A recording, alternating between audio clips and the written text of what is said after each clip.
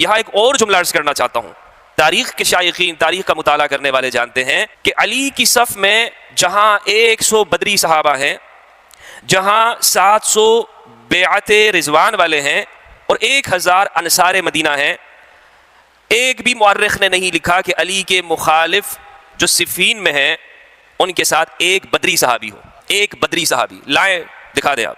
وہ پیغمبر اکرم، اس پیغمبر کے بارے میں یہ کہا گیا کہ وہ پیغمبر تو ایسے ہیں کہ قرآن بھی پڑھتے ہیں، علیاذ باللہ کبھی کبھی ان کو معلوم نہیں ہوتا تھا کہ یہ قرآن جو پڑھا جا رہا ہے اور یہ جو میں لکھوا رہا ہوں، یہ جو لکھا جا رہا ہے تو یہ کیا لکھ رہا ہے، یہ ہے یا نہیں ہے یہ بات. نبی نے کسی درسگاہ سے علم حاصل نہیں کیا، نبی کسی کے پاس نہیں گئے، کسی یونیورسٹی میں نہیں گئے، کسی انسان کے پاس نہیں بیٹھے، کسی کے سامنے جانو طلب مستح نہیں کیا. آپ یہ بھی کہہ سکتے تھے، لیکن نہیں، آپ نے کہا کہ وہ ان پڑھ تھے، انہیں تو علم ہی نہیں تھا، علیاذ باللہ لکھنا ہی نہیں جانتے تھے. تو یہ بات آپ نے اس لیے کی کہ اپنے جاہلوں کو برابر کر سکے. یہودی سمجھ میں نہیں آتی یہ بات کہ آخر یہ میچنگ کیا ہے یہودیوں کے ساتھ مسلمانوں کی تاریخ کے اندر. اچھا وہ جناب حضرت عثمان کو شہید کرنا، ایک یہودی آیا تھا یمن سے، وہ آیا تھا یہودی، اس نے یہ سارا کام مسلمانوں کے اندر ڈال دیا. آج تک مسلمان لڑ رہے ہیں، سنی شیعہ لڑ رہے ہیں، ماشاءاللہ. کس نے کیا؟ ابھی جوتوں کے ساتھ نماز پڑھا کرو، جوتوں کے ساتھ نماز پڑھا کرو. روایات ہیں صلوا فی النعال، یہ میچنگ کی جاتی رہی. یہ پورا موضوع ہے کہ کس طرح سے ہماری روایات کے اندر ایک بڑا ایک حصہ تفسیری روایات کے اندر وہ اسرائیلیات کا جز اور حصہ بنا ہے. ایک انسان یہ دعویٰ نہیں کر سکتا، کسی کی ذریت یہ نہیں کہہ سکتی کہ محمد پر احسان کرنے والے ہم ہیں. اسی لیے رسول جب بھی کبھی مشکل کا وقت آتا تو کہتے ابو عبیدہ بن عبد المطلب تم آگے بڑھو، حمزہ بن عبد المطلب تم آگے جاؤ، علی بن ابی طالب تم آگے جاؤ. میں نے ایک جملہ عرض کیا تھا کہ قرآن مجید سابقون الاولون کی تعریف بیان کرتا ہے، تو میں آج یہ چاہتا ہوں کہ صحابہ کرام رضوان اللہ علیہم اور اہل البیت علیہم السلام، ان دونوں کی جامعیت کو لے کر چلے ہم. صحابہ کرام شہدائے کربلا میں ایک نام عثمان ابن علی کا ہے. عثمان ابن علی جلیل القدر صحابی رسول ہیں. السابقون الاولون میں سے عثمان ابن مظعون. عثمان ابن مظعون اول وہ صحابی رسول ہیں کہ جنہیں جنت البقیع میں دفنایا گیا. ہجرت حبشہ کرنے والے ہیں، 13ویں یا 12ویں نمبر پر اسلام قبول کرنے والے ہیں. جب امام علی کے صاحبزادے عثمان پیدا ہوئے تو آپ نے کہا کہ میں نے اپنے بھائی عثمان ابن مظعون کے نام پر اس کا نام رکھا ہے، عثمان ابن مظعون. اور یہ یہاں پر ابن الجوزی نے اس کو بڑی تفصیل کے ساتھ لکھا ہے کہ علی نے صراحت کی ہے. اور اگر ہم اصحاب بدر کو دیکھتے ہیں تو میں نے یہ بھی عرض کیا تھا کہ 100 سے لے کر 120 بدری صحابہ وہ ہیں کہ جو علی بن ابی طالب کے مصاحبین اور جانثار ہیں اور ساتھ میں شہید ہونے والے ہیں. 100 بدری. اب ایک معیار جو ہمارے ہاں سیٹ کیا جاتا ہے، کہتے ہیں کہ ہم وہ بات لیں گے کہ جو سلف صالحین کی ہوگی. بھئی ہمارے سامنے اپنی بات مت کرو، ہمارے سامنے وہ بات کرو جو ہمارے بزرگوں کی ہے. ہم تو دین وہاں سے لیں گے کہ جو ہمارے بزرگوں کا ہے. تو آپ اگر یہ بات کرتے ہیں تو اس میں شرم کرنے کی کوئی بات نہیں ہے کہ آپ یہ کہہ دیں کہ ہمارے جو اصحاب بدر ہیں، جو سلف صالحین ہیں، وہ شیعان علی ہیں. لیکن چونکہ اس لفظ سے ہیزیٹیشن ہے، اس لفظ سے تو ایک سلفیت علی ہے اور ایک سلفیت ملا ہے. سلفیت علی، علی کا سلفی ہونا، علی کا سلفی کہ میں علی کے پیچھے چلنے والا ہوں.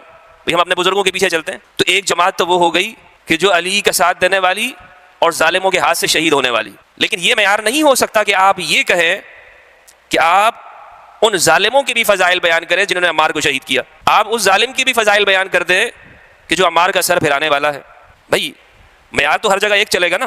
تو پھر میں یہ کیوں نہ کہوں کہ میں اصحاب بدر کے پیچھے چلنے والا ہوں. وہ اصحاب بدر کہ جو کہتے ہیں کہ ہم تو عمار کو دیکھ رہے ہیں، عمار جہاں جائے گا حق وہاں جائے گا. لیکن فرض کر لیں اگر عمار ابن یاسر صفین میں نہیں ہے اور ان کو رسول اللہ نے کوئی حق کا معیار نہیں قرار دیا، حالانکہ یہ روایت متواتر ہے، بخاری کے اندر ہے، لیکن اگر ہم فرض کر لیتے ہیں عمار بھی نہیں ہے علی کے ساتھ، کوئی نہیں ہے علی کے ساتھ، علی اکیلا ہی کافی ہے. علی سابقون اولون بھی ہے، بدری بھی ہے. یہاں ایک اور جملہ عرض کرنا چاہتا ہوں.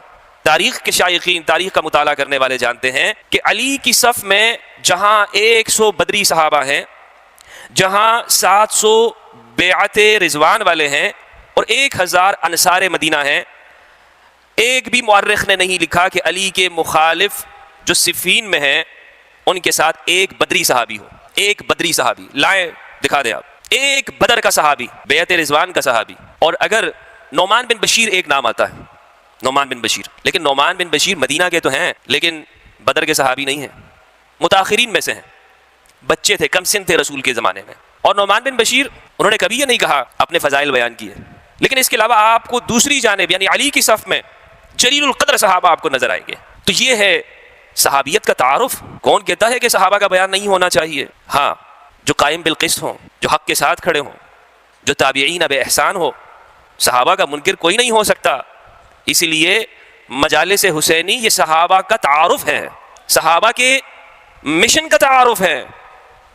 معمولی شخصیات نہیں تھی صحابہ کرام رضوان اللہ علیہم. لیکن یہاں میں اگر ہم قرآن کو لے کر چلیں گے، قرآن کو، تو میں نے ایک پچھلی گفتگو کے اندر بھی یہ عرض کیا تھا کہ مصطلحات اور مفاہیم جو ٹرمز قرآن یوز کرتا ہے وہ زیادہ اولا ہے کہ ہم مذہبی فکر کی دی ہوئی مصطلحات اور ٹرمز کو یوز کریں.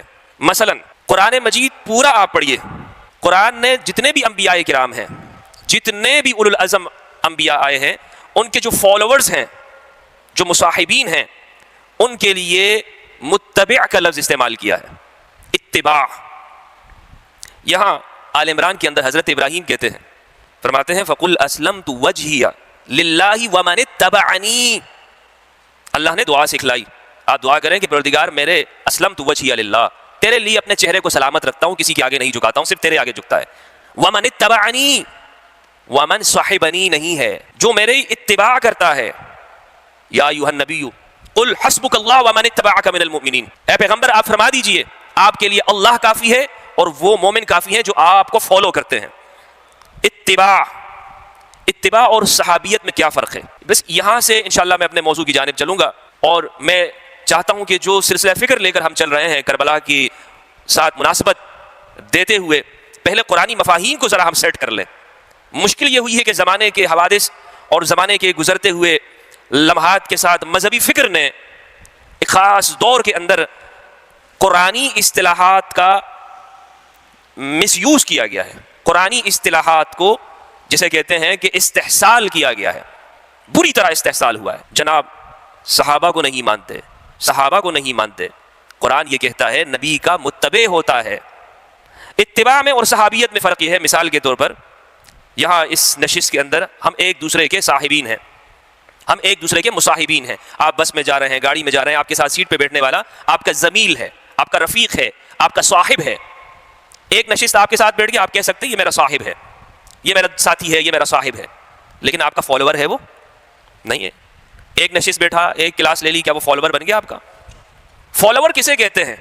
فالوور اسے کہتے ہیں کہ جو ثابت قدم بھی رہے، جو آپ کے ساتھ آپ کی مشکلات میں، خوشی میں، فکر کے ساتھ مناسبت رکھتا ہو، آپ کے منہج کے اوپر چلتا ہو، آپ کی اسلوب کو سمجھتا ہو، آپ کی زندگی کو جانتا ہو، آپ کے لیے جان، مال، عزت، آبرو کی قربانی دیتا ہو، وہ ہے فالوور.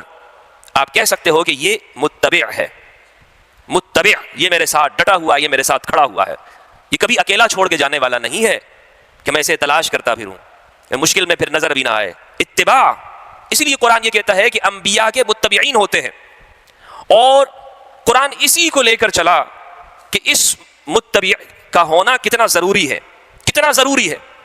لیکن اگر ہم قرآن کے دیے ہوئے اس لفظ کو چھوڑ دیں اور یہاں پر صرف میں یہ کہوں کہ جناب فلاں صرف وہ صحبت اختیار کرنے کی وجہ سے وہ اس درجے پہ پہنچ گیا ہے کہ جو متبع ہے اسے وہ درجہ حاصل ہو گیا ہے، تو یہ قرآنی اصطلاح کا غلط استعمال ہوگا. قرآنی اصطلاح کا غلط استعمال ہوگا. ایک اور اس کی وضاحت یہ ہے، جب بدر ہوئی، احد ہوئی، خندق، خیبر، یہ وہ مقامات ہیں جو بڑے مشکل اور کٹھن مقامات ہیں، کٹھن مقامات ہیں. خیبر بہت کٹھن مقام تھا، خندق بہت کٹھن مقام تھا. ان مواقع پر اگر کوئی رسول کے ساتھ ہے وہ متبع ہے، رسول کا فالوور، پیروکار. قرآن اس کی تعریف کرتا ہے السابقون الاولون من المہاجرین والانصار. یہ وہ شخص ہیں کہ جو رسول کا ساتھ دینے والے ہیں، یہ وہ ذوات ہیں، یہ وہ صحابہ کرام ہیں کہ جو متبعین ہیں، جو سابقون ہیں، مؤمنین ہیں. اس اسنا کے اندر جو رسول کے ساتھ ہیں آپ کہیں گے کہ ہاں قرآن ان کی تعریف کر رہا ہے. اور ایک وہ ہو کہ جن کے ساتھ بدر لڑی جا رہی ہو، احد لڑی جا رہی ہو، خیبر اور خندق ہو، اگر وہ 8 ہجری کے بعد، جب قرآن یہ کہتا ہے کہ اب اس کے بعد کوئی ہجرت نہیں ہے، اگر وہ آ کر ان کے مقابل کرنے ہو جائے تو یہ غلط فہمی پیدا کیسے ہوئی مذہبی طبقے میں؟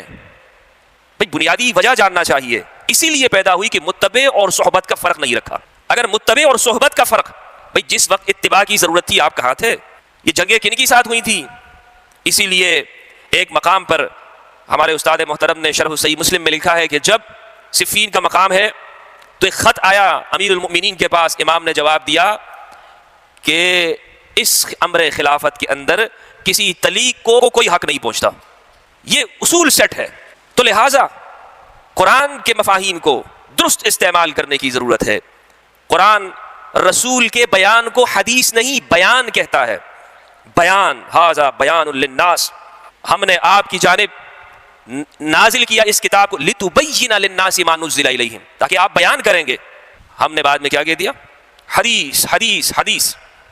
قرآن نے رسول کے فرمان کو بیان قرار دیا ہے. اطیعوا اللہ واطیعوا الرسول ما آتاکم الرسول فخذوہ وما نہاکم عنہ فانتہوا. جو رسول دے دے لے لو، جس سے رک جائے رک جاؤ، روک دے رک جاؤ. رسول کا بیان، ھذا بیان للناس. اور اے حبیب، اس قرآن کا بیان بھی ہم کریں گے، اس کو جمع بھی ہم کریں گے. رسول نہیں اپنی زندگی حیات طیبہ میں قرآن کو جمع کیا، لہٰذا قرآن نے جب کہہ دیا کہ ہم جمع کرنے والے ہیں تو امت کو تفرقے کا شکار نہیں ہونا چاہیے تھا. جائے کہ فضیلت کے لیے آپ روایات کا سہارا لیں اور آپ کہیں کہ جناب قرآن کا ایک بڑا حصہ وہ بعد میں تدوین کیا گیا اور پھر اس کے اوپر امت تقسیم ہو جائے. اہل البیت وہ ہیں. ایک مرتبہ نشاپور میں امام علی بن موسیٰ الرضا علیہ السلام تشریف لاتے ہیں. علماء اہل سنت کا بڑا گروہ ان کے پاس آتا ہے. رازی، ابو حاتم الرازی اور محدثین جلیل القدر علماء نشاپور کے حاضر ہوتے ہیں. امام سے عرض کرتے ہیں، سب معلوم ہوا کہ رسول کا بیٹا فاطمہ کا لال آیا ہے تو حدیث کچھ حاصل کر لیں، ان سے کوئی علم حاصل کر لیں.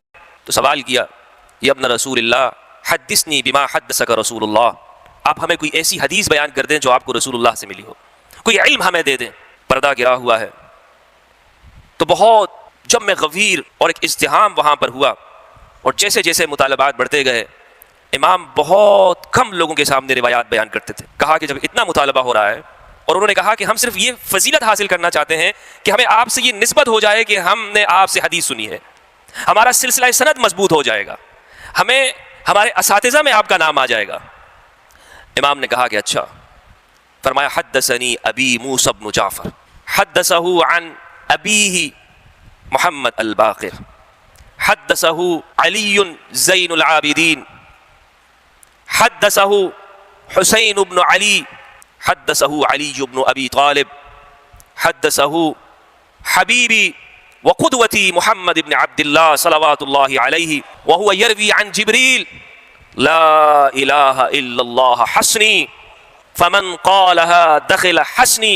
یہ لا الہ الا اللہ میرا قلعہ ہے، جس نے لا الہ الا اللہ کہا وہ میرے قلعے میں داخل ہو گیا اور محفوظ ہو گیا. احمد بن حنبل نے جب یہ روایت سنی تو ابو السلط ہروی ایک راوی ہے، وہ یہ کہتے ہیں کہ لو قرئ ھذا الاسناد علی مجنون لبرئ، اگر یہ سند دیوانے پہ پڑھ دی جائے تو وہ اس کی دیوانگی ختم ہو جائے. یہ نام ایسے متبرک ہیں، یہ نام ایسے عظیم الشان ہیں، یہ نام ایسے جلیل القدر ہے کہ وہ امام اہل سنت کہتے ہیں کہ دیوانگی کو ختم کرنے والے ہیں. تو جن ناموں کے اندر یہ تاثیر ہو، اندازہ لگائیں جس قلب پر قرآن اترا ہو اس قلب کا عالم کیا ہوگا. لو انزلنا هذا القرآن على جبل لرأيته خاشعا متصدعا من خشیۃ اللہ، اگر ہم قرآن کو کسی پہاڑ پر اتار دیں تو وہ پہاڑ ریزہ ریزہ ہو جائے اللہ کی خشیت سے. ہم نے حبیب نزل به الروح الامین على قلبک، مصطفیٰ اس قرآن کو تیرے سینے پر اتارا ہے. سینہ یہ بھولنے والا نہیں ہے، یہ سینہ اس پر وہ کوئی کب کبھی طاری ہونے والی نہیں ہے کہ یہ بھلا جائے، اس کو بھول ہو جائے اور روایات ایسی پیش کی جائے کہ نماز میں کھڑے ہو گئے اور نماز بھول گئے. الیاذ باللہ استغفر اللہ العظیم. لیکن دوستو چونکہ انہوں نے لکھا ہے کہ نبی کیا تھے، امی کا ترجمہ کرتے ہوئے ان پڑھ تھے، الیاذ باللہ. تو اگر وہ نبی ایسے ہیں کہ جو نہ علم رکھتے ہیں نہ جانتے ہیں، جنہیں کچھ پتہ ہی نہیں ہے، الیاذ باللہ علم نہیں ہے، اللہ کی گواہی کیسے دے سکتے ہیں؟ قرآن کی پہلی آیت اقرأ باسم ربک الذی خلق خلق الانسان من علق اقرأ وربک الاکرم الذی علم بالقلم. علم الانسان ما لم يعلم، ہم نے انسان کو وہ کچھ سکھا دیا جو وہ نہیں جانتا تھا. وہ پیغمبر اکرم، اس پیغمبر کے بارے میں یہ کہا گیا کہ وہ پیغمبر تو ایسے ہیں کہ قرآن بھی پڑھتے ہیں، علیاذ باللہ کبھی کبھی ان کو معلوم نہیں ہوتا تھا کہ یہ قرآن جو پڑھا جا رہا ہے اور یہ جو میں لکھوا رہا ہوں، یہ جو لکھا جا رہا ہے تو یہ کیا لکھ رہا ہے، یہ ہے یا نہیں ہے یہ بات، یہ خیالی، یہ فکر میں خرابی کیسے ہوئی، یہ منہج میں رسول کے بارے میں خرابی پیدا کیسے ہوئی؟ اس لیے پیدا ہوئی کہ انہوں نے سطحیں برابر کرنی چاہیے جاہلوں کے ساتھ کہ جناب اچھا ہم تو ایسے، ہمارے نبی بھی ایسے. اب اس سے زیادہ میں جملے آپ کے سامنے کیا کہوں میں؟ تو کوشش یہ ہوئی، آپ یہ بھی کہہ سکتے تھے کہ نبی نے کسی درسگاہ سے علم حاصل نہیں کیا، نبی کسی کے پاس نہیں گئے، کسی یونیورسٹی میں نہیں گئے، کسی انسان کے پاس نہیں بیٹھے، کسی کے سامنے زانو طلب مستح نہیں کیا. آپ یہ بھی کہہ سکتے تھے، لیکن نہیں، آپ نے کہا کہ وہ ان پڑھ تھے، انہیں تو علم ہی نہیں تھا، اعوذ باللہ لکھنا ہی نہیں جانتے تھے. تو یہ بات آپ نے اس لیے کی کہ اپنے جاہلوں کو برابر کر سکیں، ان لوگوں کو کہ جن کے بارے میں آپ یہ کہتے رہے کہ جناب نبی تو انہیں علم نہیں تھا، وہ ان پڑھ تھے. تو اللہ کا نبی وہ گواہ ہے اللہ کی توحید کا، اولو العلم قائما بالقسط. لیکن یہاں صرف توحید نہیں ہے، صرف یہ بات نہیں ہے کہ ہم اللہ کو ایک مانیں، اللہ کے ایک ہونے کی گواہی، شہید اللہ انہ لا الہ الا ہو والملائکۃ واولو العلم قائما بالقسط. میں یہ کہتا ہوں کہ اللہ ایک ہے، لیکن عمل میں ظلم ہے، کردار میں ظلم ہے، سیرت میں عفت نہیں ہے، تو یہ گواہی کافی نہیں ہے. کیوں؟ اس لیے کہ توحید کا علم بردار تو شیطان بھی تھا. شیطان موحد تھا یا نہیں تھا؟ سوال ہے آپ سے. شیطان بڑا موحد تھا، توحید پرست تھا، صنم پرست نہیں تھا، کسی بت کو اس نے نہیں پوجا. اسے یہ بڑا ایک آپ دیکھ لیں بہت، یعنی جسے کہتے ہیں کہ پائے کی چیز تھی، بڑا پہنچا ہوا تھا. ہزاروں سال اس نے عبادت کی، اللہ کے سامنے پیشانی کو جھکاتا رہا، سجدے پہ سجدے کرتا رہا، سجدے پہ سجدے کرتا رہا توحید کے، اور اس توحید کے اندر ایسا مگن تھا کہ جب پروردگار نے کہا اسجدوا لآدم، سجدہ کرو آدم سے، تو کیا کہا؟ فسجدوا الا ابلیس ابا واستکبر وکان من الکافرین. سب سجدے میں، فقعوا له ساجدین، سارے کے سارے سجدے میں آدم کے لیے جھک گئے، لیکن سوائے ابلیس کے، وہ نہ جھکا. کیوں بھائی؟ اگر خدا کی توحید کا قائل ہے، وہی خدا کہہ رہے ہیں کہ جو مجھ سے محبت کا دعوے دار ہو آدم کے لیے جھک جاؤ. تو شیطان کو مسئلہ کیا ہوا؟ شیطان کو ایسی کیا بات پریشانی پیش آ گئی کہ وہ آدم کے ساتھ کوئی اختلاف کرنے لگ گیا؟ آج تو پہلی ملاقات تھی نا، تو پہلی ملاقات میں اس نے ایسا کیا دیکھ لیا؟ اس پہلی ملاقات میں شیطان نے آدم میں ایسا کیا دیکھ لیا کہ میں اس کے سامنے نہیں جھکوں گا؟ بات تھی نسبت سجدہ کی. ہم کعبہ کو سجدہ کرتے ہیں؟ نہیں، ہم کعبہ کو سجدہ نہیں کرتے، ہم کعبہ کی جہت میں سجدہ کرتے ہیں. کعبہ کی جہت میں، وَمِنْ حَيْثُ خَرَجْتَ فَوَلِّ شَطْرَكَ فَوَلِّ وَجْهَكَ شَطْرَ الْمَسْجِدِ الْحَرَامِ. اپنے چہرے کو مسجد حرام کی جانب کر دو. کعبہ کو سجدہ مسلمان نہیں کرتا، کعبہ کی عمارت کو، کعبہ کی دیواروں کو. یہ تو کعبہ کی عمارت، ایک مسلمان کا خون اس سے زیادہ افضل ہے، اس سے زیادہ حرمت والا ہے کہ انسان کا خون. بات کیا ہے؟ چونکہ یہ جہت ہے، یہ کیا ہے؟ جہت ہے. یہ وہ رستہ ہے کہ جو خدا کی تجلی کی طرف جاتا ہے، جو عرش الہی سے آنے والی تجلی جو کعبہ پہ پڑ رہی ہے، وہی تجلی آدم کے اوپر پڑ رہی تھی. شیطان سمجھ گیا، شیطان نے کہا پروردگار، ایک قیاس کیا اس نے وہاں پر، اپنے دماغ کو چلایا، کہا جان چھڑانے کا جو طریقہ ہے نا آج اللہ سے، وہ یہ ہے، کہا کہ پروردگار خلقتہ من طین وخلقتنی من نار، آپ نے انہیں مٹی سے پیدا کیا ہے اور مجھے تو آپ نے آگ سے پیدا کیا ہے. مٹی کہاں اور آگ کہاں؟ مٹی کی کیفیت کو دیکھیں، اس کے عنصر کو دیکھیں، اس کے اندر موجود جو مادہ ہے، اور جہاں آگ ہے، آگ تو بھسم کر دیتی ہے، اور آگ بڑے فضائل بیان کیے اس نے آگ کے. اللہ نے کہا کہ اچھا اب بات یہاں پر آ گئی ہے، یعنی توحید کا اقرار ہے، توحید عمل میں نہیں ہے. توحید صرف زبان کا دعویٰ نہیں بلکہ حکم ماننے کا بھی نام ہے کہ ایک جانب اگر خدا حکم دے رہا ہو، ایک جانب اگر خدا کا پیغمبر ہو، ایک جانب خدا کی بات ہو، وہاں پر اپنی عقل نہیں لے کر آنا، وہاں پر قیاس نہیں کرنا. وہاں پر جب بات آ گئی خدا کی طرف سے تو اب تم نے یہ ماننا ہے کہ یہ اللہ کا حکم ہے، اب میں اس کو مان لیتا ہوں، اب میں اس پر عمل کروں گا، اب میں اس کو لے کر چلوں گا. یہ وہ بات تھی کہ جو شیطان نے وہاں پر انکار کیا. توحید کا علم بردار، توحید کا دعوے دار، توحید کو ماننے والا، توحید کو لے کر چلنے والا، لیکن وہ توحید کہ جو اس کی اپنی عقل کی تھی، اس کی قیاس کی تھی، قرآن کی بتائی ہوئی، اللہ کی دی ہوئی، وہ توحید نہیں. بس میں آپ کا زیادہ وقت نہیں لوں گا. آج کی ہماری جو گفتگو ہے وہ اس مقام پر ہم سمجھ جائیں، اس مقام تک ہم آ جائیں کہ پیغمبر کو سمجھے بغیر، پیغمبر کی عزت ناموز، اس کی طہارت کو سمجھے بغیر ابراہیمی سلسلے کے تعارف کے بغیر آپ توحید اور تنزیہ کو نہیں سمجھ سکتے.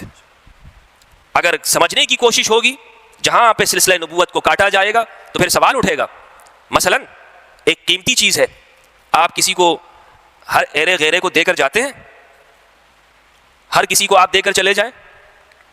آپ ایسے چلے جائیں, بلکہ آپ ٹرسٹ والا بندہ ڈھونڈتے ہیں, اعتماد والا, اسے دے کر جاتے ہیں نا.